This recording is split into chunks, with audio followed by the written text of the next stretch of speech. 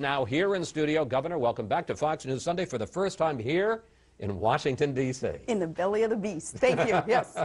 All right. Well, you blistered Barack Obama in your speech, and we'll get to that. You also had a message for the Republican establishment here in Washington. End the crony capitalism and bring the Tea Party into the congressional leadership. What's your point? Absolutely. Well, those Tea Party members of Congress now, they have fulfilled their promise to the people who hired them. They had promised that they would do all that they can to rein in the growth of government. And in some ways, they've actually been punished for fulfilling their promises. They've been ostracized. They've been dismissed. They've been lied about by the president. And we would hope that the leadership in Congress, especially within our own party, that they would start at least accepting and really appreciating what these Tea Party members have done, and I would like to see them in leadership positions. Who is, you talk about it, the Republican establishment? Who is the establishment? And is John Boehner part of the establishment? Is Mitch McConnell part of the establishment? And are they part of the problem? I consider anyone part of the establishment. Those who today are fighting to keep the status quo. Those who are allowing government to grow, who are allowing the president that plastic credit card that's increasing debt, and they are not engaging in that sudden and relentless reform that we need in order to defend our republic, in order to get us off this road towards bankruptcy. So, for instance, the folks that agreed to raising the debt ceiling, the folks who agreed to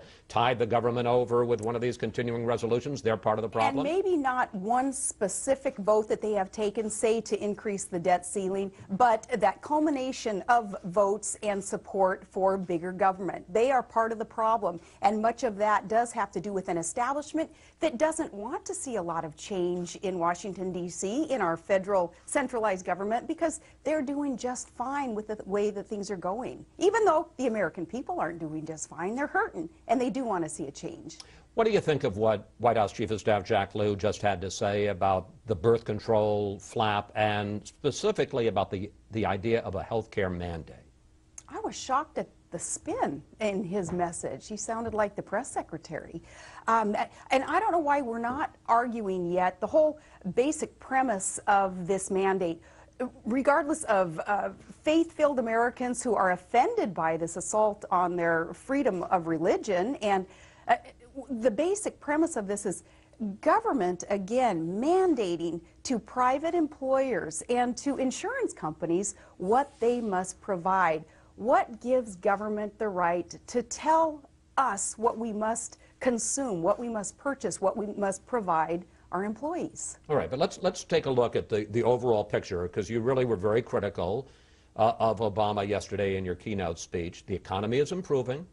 The unemployment rate has dropped 5 months in a row and is now down to the lowest point in 3 years. And as a result, public approval of the president, you can see it up on the screen, is up to 48%, the highest since last June.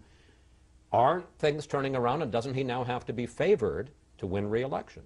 I argue those unemployment numbers, by the way, that have been released, where we're now at 8.3% unemployment, when really the fact is people have dropped out of the search for employment right now. The numbers have changed. I think a lot of it has to do with people just kind of giving up on finding a job right now, and I think that true numbers would reflect that. Real unemployment is above 10%, according to the experts, the economists, who are really crunching numbers. So I do argue what those numbers are, but no, you know, you ask those 13 million Americans who still can't find a job, you ask those 46 million Americans who are living in poverty, and the 23% increase in government dependency that has really made our country suffer, because we're eliminating the opportunity for all to rise and to succeed in the private sector successfully because of this government growth and this dependency. You ask those people if they think they're turning around and getting better,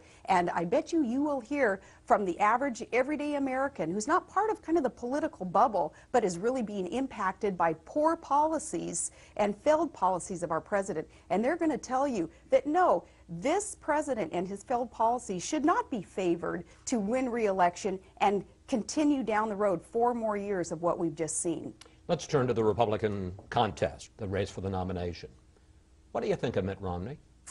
I think he's a great candidate. I honestly think that we have a good slate of candidates, the four of them, all with their individual strengths, Chris, and each of them, I believe, they're getting stronger, they're getting better, and that's what competition provides. That's why I want to see the competition continue. Well, it's interesting because a couple of people said to me when I told them that I was going to talk to you, and after watching your speech, in your speech you had to say this, that the party needs a candidate, and I want to get the words right, who instinctively turns to constitutional conservative principles. It's too late to teach that. Yep. Do you trust that Mitt Romney is an instinctive conservative? I trust that his idea of conservatism is evolving, and I base this on a pretty moderate past that he has had, even in some cases a liberal past. Here, he agreed with mandating on a state level what his constituents needed to be provided, needed to purchase in the way of health care under Romneycare, which of course was the precursor to Obamacare. Now that's a problem, but yeah, Obamacare. Now that's a new, yeah, we'll coin that one. So it is evolving, but what I want to see is that candidate, and I believe that most voters in the GOP and independents, we will want to see that candidate whom we can trust will just inherently, instinctively turn right, always err on the side of conservatism, which means smaller, smarter government, more empowerment for the individual, for the private sector. But it sounds like at this point you're not convinced. I am not convinced, and I don't think that the majority of GOP and independent voters are convinced, and that is why you don't see Romney get over that hump. He's still in the 30 percentile mark when it comes to approval and primary wins and caucus wins. He still hasn't risen up above that yet because we are not convinced. But Governor, he's been running for 5 years. And he has spent millions and millions and millions of dollars. So what does he have to do to convince you? Yet. He still needs to be able to articulate what his solutions are to the challenges facing America, but not just Mitt. All four of them. They need to quit beating each other up. We already know that the left and the media allies to the left are going to beat up our candidates. They're going to attack their reputations. They'll attack their families. We don't need to do that job for them. We need to hear from our candidates the solutions. What is their plan to get us back on the right road in America? We haven't heard that yet. The discussion needs to continue until we hear that. How do you compare? You've been very honest about Romney. How do you compare Gingrich and Santorum? Against one another, yeah. The two of them? Again, everybody does have their strengths. Santorum has been quite bold about social issues that he truly believes in, and he hasn't shied away or backed off from his true foundational beliefs, and I respect that. Most people respect that.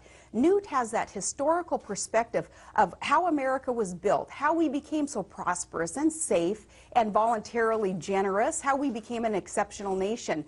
That historical knowledge can be put to good use as we go forward. We have to know about our past in order to successfully proceed into the future. He brings that with him. Everybody has their strengths. I'm not going to go into their negatives because, as I say, they're already pointing out each other's negatives, and the left will do that too. They all have something to offer, and that is why this is a good democratic process in our republic. HBO. I love looking at your face. Yes. HBO has a movie coming out next month called Game Change about the 2008 campaign, and Julianne Moore plays Sarah Palin. Let's watch. Must we? American one!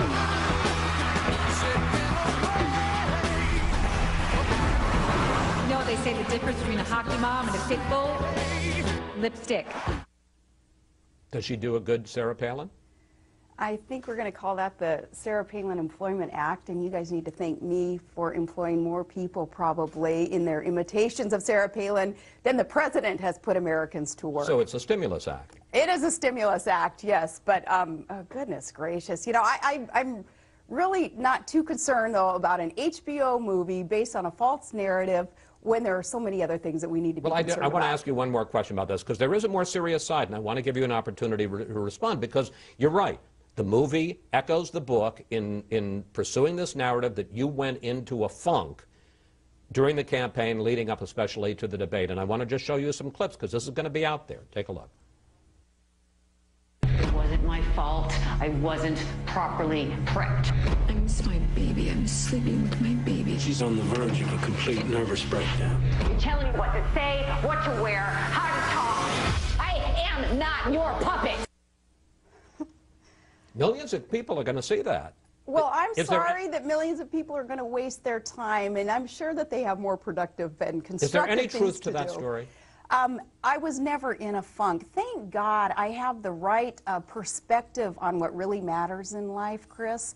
And there's no need to ever be in a funk when you know what right priorities are and what really matters in this life. Are you angry? Are you upset that this story is going to get told and it'll get told to a much bigger audience? I am ambivalent about it. I honestly will not waste my time watching it, and I encourage others to find something else more productive to do. On a much more positive note, you have a wonderful article, I must say, that touched my heart in the latest issue of Newsweek magazine, and you can see it up on the screen, about life with Trig, your little boy, who's almost 4 now, my gosh, and has Down syndrome. And you say when he wakes up every morning, he applauds? He teaches us more than we're ever going to be able to teach him, and that is one thing that he does. He looks around, and it seems to me that he's saying, despite what the world's going to throw at him and anybody else who may be considered a bit disadvantaged, he applauds the day, like, come on, world, show me what you got and I'm going to handle it. And I wrote that article. I was asked to by Newsweek in response to what Rick Santorum did in publicly showing us what really true good priorities are when he got off the campaign trail in order to spend time with his special needs daughter.